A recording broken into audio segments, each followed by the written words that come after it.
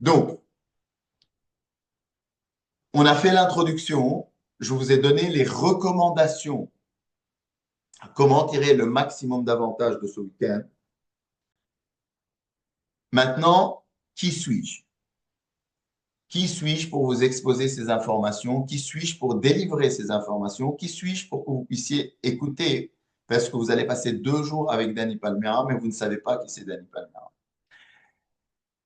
Je vais vous raconter très rapidement mon histoire pour une raison bien spécifique. Alors, j'ai commencé ma carrière en tant qu'ingénieur dans l'aéronautique. Donc, j'ai fait une formation d'ingénieur dans l'aéronautique en France.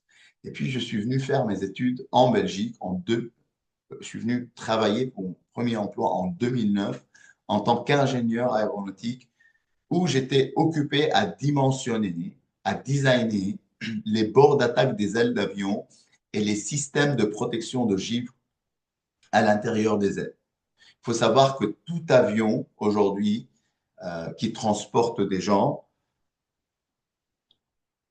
est certifié par l'EASA et la FAA avec des systèmes de protection de givre qui le protègent contre le givre. Parce que quand l'avion traverse des nuages, les petites gouttelettes d'eau qui se trouvent dans les nuages viennent former des couches de givre sur les bords d'attaque de ailes et peut perturber l'aérodynamique de l'avion. Et il y a beaucoup d'avions, il y a eu beaucoup d'accidents d'avion à cause du givre. Donc moi, j'étais le gars qui était geek derrière son PC à designer des systèmes d'anti-givrage, à faire des essais dans les laboratoires, à faire des essais en soufflerie pour dimensionner ces systèmes de dégivrage de bord d'attaque.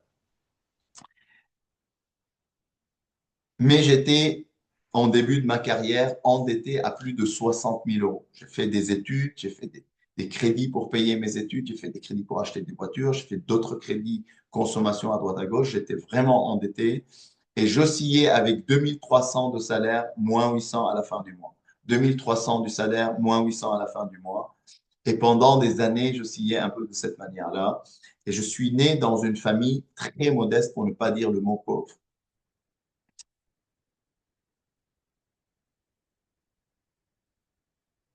Et en 2012, j'en avais assez, j'en avais marre, j'en pouvais plus de ma situation. C'est là où j'ai pris une décision ferme et irrévocable qui a changé le cours de ma vie. Et suite à cette décision ferme et irrévocable, j'ai commencé à attirer à moi des mentors, des coachs, des livres, des personnes, des situations, des événements, des circonstances, des clubs, des organisations privées dans lesquelles j'ai été involved dans beaucoup d'organisations. Et j'ai eu le privilège d'avoir accès à du contenu que j'ai jamais vu ça à l'école. Il n'y a aucun de mes parents qui m'a enseigné ça. Et donc, j'ai commencé un peu à étudier tous les matériels qui m'a été délivré, surtout à commencer à l'appliquer.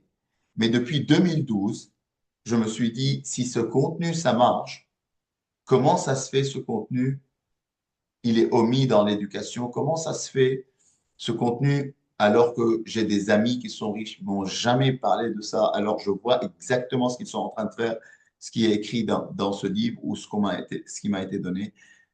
Je me suis toujours dit, d'abord, je vais devenir multimillionnaire, ensuite, je vais commencer à enseigner tout ça pour être crédible. Et depuis 2012, j'ai commencé à créer mes premières entreprises en parallèle de mon emploi. J'ai commencé à créer une entreprise de consultance où j'embauchais d'autres consultants comme moi d'ingénieurs et que je les plaçais un peu chez les clients. Et en 2014, j'ai eu les enseignements de Robert Kiyosaki qui m'a expliqué un peu l'importance de faire de l'immobilier, que ce soit en entreprise, en société ou en privé. Et c'est là où j'ai commencé à investir dans des biens immobiliers en Belgique et à l'étranger. Et aujourd'hui, j'ai plus de centaines d'unités locatives, des dizaines et des dizaines d'immeubles qui tournent et qui m'ont permis d'atteindre pas une indépendance financière, mais une liberté financière. J'ai créé des multiples entreprises, une dizaine d'entreprises, en partant vraiment de zéro, à les monter jusqu'à 2, 3 millions de chiffres d'affaires. J'ai pu embaucher plus d'une centaine de personnes dans ma carrière. J'ai vendu des entreprises, j'ai acheté des entreprises presque des dizaines de millions d'euros. Et aujourd'hui, je possède plus de 600 unités, 600 sources, pardon, de revenus passifs qui m'ont permis d'atteindre la liberté financière. Et c'est maintenant que j'ai décidé d'enseigner et de livrer tout ça à toute personne qui est désireuse de changer ses finances. Pourquoi je vous dis ça? Pour deux raisons. Pas pour me vanter, mais la première raison, c'est que vous devez savoir qui vous devez écouter quand il s'agit de conseils financiers. Parce que aujourd'hui, avec l'Internet, 99% des gens que vous voyez sur Internet, c'est des personnes qui n'ont jamais fait de l'argent en dehors de vendre des informations. Ils n'ont jamais fait de l'argent en dehors d'écrire un livre et des e-books et vendre ces livres. Je, Ça ne veut pas dire qu'on ne peut pas apprendre de ces gens, mais quand il s'agit d'écouter des conseils, suivre des pas, poser des questions, être mentoré par des personnes, suivre des conseils financiers par quelqu'un, il faut choisir quelqu'un qui possède ce que vous avez envie d'avoir. Et surtout, c'est quelqu'un qui est passé par un chemin similaire au vôtre. Je ne suis pas né d'une famille riche, je ne suis pas marié à une femme riche qui m'a donné tout ça. Je suis vraiment parti de moins 60 000 endettés. J'en avais assez de ma situation. J'ai pris une décision ferme et j'ai commencé à apprendre des choses, les appliquer. J'ai créé une dizaine d'entreprises. J'ai plus de 600 sources de revenus passifs et j'ai atteint mon indépendance financière à 33 ans. Et j'ai atteint plus ma liberté financière à 37, 38, 39, multimillionnaire à 40 ans. Donc, je vous dis tout ça pour, premièrement, faire attention à qui vous écoutez quand il s'agit du conseil financier. Et deuxièmement, pour vous aider à détruire l'ego. Votre ego est l'ennemi. L'ego, c'est celui qui a envie toujours d'avoir raison.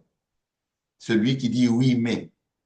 Celui qui ne pose pas des questions humblement. Est-ce que tu peux expliquer, est-ce que tu peux élaborer à cette question? Souvent, parce que je le vois dans le château quand on organise des séminaires, il y a des gens qui sont un peu enclenchés et puis ils commencent, oui, mais comment? Je dis déjà, pourquoi tu es énervé? Tu ne peux pas poser la question autrement et tu sens qu'il y a de la colère et de la frustration à l'intérieur d'eux et l'ego qui résiste, qui n'a pas envie d'avoir tort. Je préfère avoir tort et être millionnaire qu'avoir raison et être fauché.